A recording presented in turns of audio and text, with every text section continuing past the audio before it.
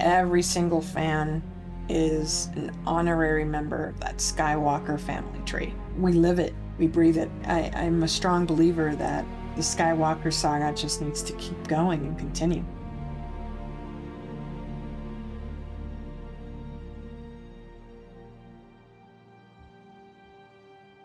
Hi, my name is Maria Spina. I've been working in or playing in video games for the better part of the last 3 decades. In the last 15 or so years, video game development has evolved. Instead of creating video games on a computer, we are now creating them in film studios. With advancements in motion capture and performance capture, the world of video games and films have blended, and I can confidently say that I have experience in both of those worlds as a writer, director, and producer. My love of Star Wars started with my father, who had been a big fan of Star Trek, the TV show, the one with William Shatner and company. He was fascinated with the concept of science fiction. My dad was a person who loved to invest in things. He would invest in all kinds of industries, and Hollywood was one of those. Little birdie within that world told him about a young director that was creating a new film that would blend imagination with science, aiming to push the technology of filmmaking forward. That young director was George Lucas, and that film was Star Wars. I was born in 1974, so I was too young to see the first movie in a theater in 1977. And frankly, I was still too young to see the second one in 1980. But my father, by the time the 1983 film was announced, was already a huge fan. We watched A New Hope and Empire Strikes Back on Betamax. Yeah, I'm that old. And when Return of the Jedi was finally released, my daddy made sure we were there on day one, and it did not disappoint. When we got to the parking lot of that theater, I quickly learned why. I mean, it was packed. I remember we had to walk so long because we couldn't find parking at the theater. We had to park someplace else and walk. I'd never seen anything like it. There were 10 Chewbaccas back before cosplay was even a word. For a little girl like me, it was just magic. And I fell in love with films that day. I saw what they can do, the power that they had to just infect people with joy. The awe, the wonderment, the community, it was all there. So when I got to episode 9, I just couldn't let that end. By God, if Disney wasn't going to continue that, I was. And by the end of 2020, I had a full trilogy treatment written for episodes 10, 11, and 12. For me, I think it should even continue on from there. Well, I watched the first 2 films from 77 and 80 on Betamax, like I said. And when I first saw Empire Strikes Back, I just knew I would never love another film. And I know a lot of fans share that sentiment with me. When I saw A New Hope, my fascination with Darth Vader caught hold and never let go. So to hear that big reveal, man, that was just epic. Second to that, and because of my Darth Vader addiction, is Revenge of the Sith. And man, the prequels came through with the lightsaber battles. I mean, Battle of the Heroes, Duel of the Fates, yeah. Big fan. And my third may surprise a lot of folks. Hands down, it's Rogue One. The Darth Vader hallway scene, can it get any better? Just the story of Jyn Erso and her father, and them being the first in a long line of heroes in this franchise, just made for a good story. That movie made me cry several times, and it also made me feel like I was watching Star Wars. After that, to round out my top 5, Return of the Jedi, followed by, and I know I'm gonna get a lot of boos here, The Force Awakens. But hear me out. TFA ignited a thrill to see Star Wars on the big screen.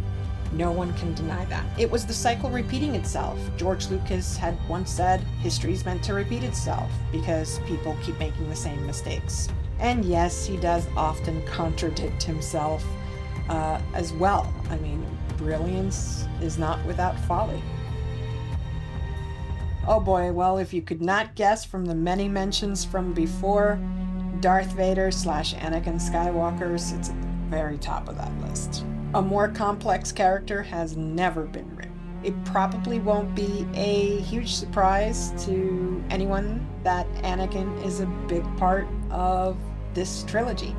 As a Force ghost, yeah, but he is the one kind of, rallying the troops. This first film is titled Star Wars The Chosen One, Episode 10, and that's on purpose. Second place there, and judge me all you want, is Kylo Ren / Ben Solo, the Skywalker heir, right? He was just as complex to me, if not a little bit over the top sometimes. I'll give you that. And why wouldn't that be the tragedy of the Skywalkers? To repeat the story, right? To have one of their own fall to the dark side again. I think that makes perfect sense. And it does kind of line up with what I said about George Lucas. And let's be honest, Adam Driver was fantastic in that role. Kylo Ren was the most complete arc in the entire sequel trilogy. Prove me wrong. Lashley is a character that is near and dear to me because I come to this with video game history, right? And that's the almighty Darth Revan. I mean, what can I say?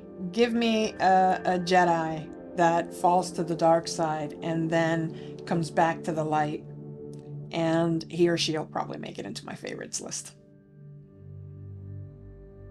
That's a tough one, but I think it's because every single fan is an honorary member of that Skywalker family tree. And to be frank, there's just no Star Wars without the Skywalkers in it. Sure, KOTOR and SWOTOR and even the High Republic are all prequels that existed before the Skywalkers, but even shows like The Mandalorian, I mean, everybody lost their collective minds when Luke Skywalker showed up in season 2 finale.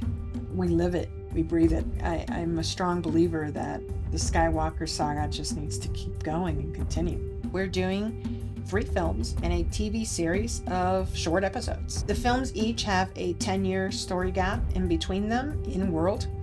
And you know what happens when you leave such a big story gap in between, right? Fans make up their own headcanon.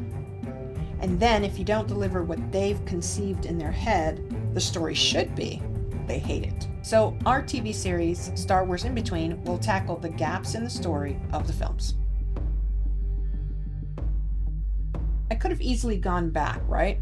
Erased all that happened in 7, 8, and 9. That would be what at least half of this fandom really wants to see happen. But my interests lie in moving all of the fans forward and forward together. The original trilogy was my trilogy, my Star Wars. And for those in my generation, the boomers, the Xers, it's their Star Wars. Prequel trilogy is the millennials trilogy. And just the same, the sequel trilogy is the Zers trilogy. So what kind of fan would I really be if I removed an entire generation's Star Wars from the story? So we're picking up at the end of episode 9, and we're bringing back the last Skywalker. Yep, Ben Solo. And some people may be thrown off by that, right? I get it, but give me a chance. Give me a chance to tell a better story with those characters. It's a new story, one never seen before in a Star Wars film. The story of not just redemption, but atonement. I think it's a more compelling story to put Ben Solo through the ringer. What happens when a Darksider returns to the light and now has to deal with all the consequences of their actions? To just kill him off, exactly like his grandfather, seemed like lazy writing to me. So yes, he comes back. And he reunites with his soulmate in the Force, Rey. Another favorite, right? And together, they must tread those waters. They will have to find a way forward. That's a story I want to see in Star Wars. You'll see characters and storylines pulled from various existing source material into this trilogy. That's important to me as well, that the full history of Star Wars is represented. I could tell you who I'm thinking about, but you'll have to wait until we release the full trailers later this year. It was a travesty to hear Kathleen Kennedy say there was no existing source material. The collective headshakes from every fan out there made the planet skip a tide cycle, I swear. So while I'm not introducing Thrawn in this trilogy, because the timelines don't really add up, I'm going back to the books, the novels, the comics, the older video games, etc., because there's a treasure trove of stories out there. And there is such a thing as too much of a good thing. I think Ahsoka Tano is kind of suffering a bit of that herself. It's just too much of her lately. But, let's give some respect where respect is due. And let's bring in that source material. By a miracle from the maker himself. I kid, but I did find a lot of them through our community of Star Wars fans. This project has nearly 50 people working on it, and almost all of them are in fact Star Wars fans. LinkedIn is where I find most of my talent, and to be honest, I'm one of the most well-connected people on that platform for this industry. Some of the people on my team have been following me for over a decade, so they happily help me, sometimes even for free, to pull all of this together. Anyone that knows anything about animation knows that it costs roughly around $25,000 to $50,000 US dollars per finished minute to do 3D animation. A film is roughly 120 to 190 minutes, especially Star Wars films. That's an impossible cost for anybody, especially when you're doing this project as not for profit, because it's not an IP. It is actually less expensive to do live action than full 3D animation. 2D animation is vastly cheaper, but it's still 120 to 190 minutes for a film. And with COVID, filmmaking got really hard. The films create tons of concept art, and 99% of them never get seen. And I think that's an issue I must correct. So I decided to create the films utilizing concept art that can be broken apart to create what is called motion graphic animation. We use this style quite a lot in video games. I'm very comfortable with it, and it's a wonderful way to bring static images to life without breaking the bank. So all 3 films are going to be done in this style, but we've got other things up our sleeves that are going to showcase those other styles too, like the TV series. I love to chat with people about Star Wars, and as it turns out, so do most of our fans. So we'll be doing some live streams with chat interactions and pop-ins, as well as interviews with the cast and crew to get some behind-the-scenes insights on just how we're bringing this project and all of its connected projects to life. Every quarter, we'll do a state of the project video just to keep everyone up to speed on how we're progressing. You'll also see some more one-on-ones with me as the director, executive producer, and writer of these films. We'll also start a new series on this channel called The Writer's Room as we work to build our TV series, which every episode is around 15 minutes or so, give or take. Season 1 of that show is going to tackle the story gap between episodes 10 and 11, and season 2 of that series is going to tackle the story gap between 11 and 12.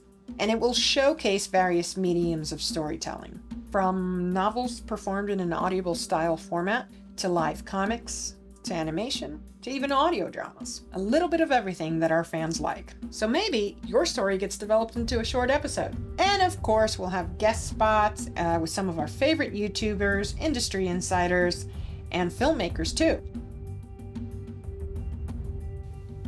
Well, we'll always be looking for exceptional talent in art, filmmaking, marketing, etc.